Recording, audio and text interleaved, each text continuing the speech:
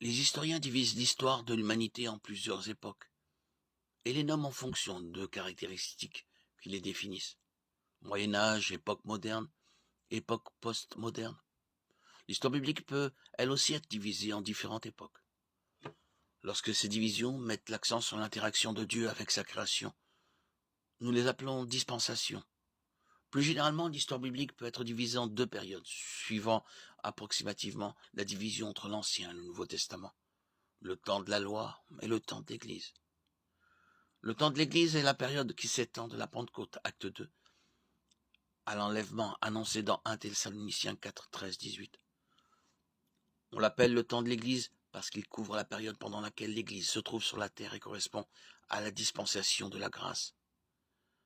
Dans l'histoire prophétique, il se situe entre les 9e et son 10e semaine de Daniel.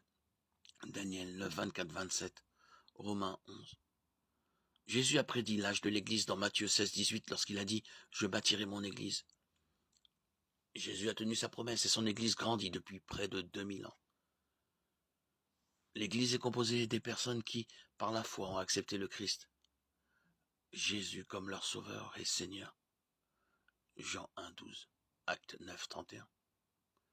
Par conséquent, l'Église est composée de personnes plutôt que de dénominations ou de bâtiments. Elle est le corps du Christ, dont il est la tête. Éphésiens 1, 22, 23. Le mot grec ecclésia traduit par Église signifie assembler, appeler. L'Église a une portée universelle, mais elle se réunit localement en petits groupes.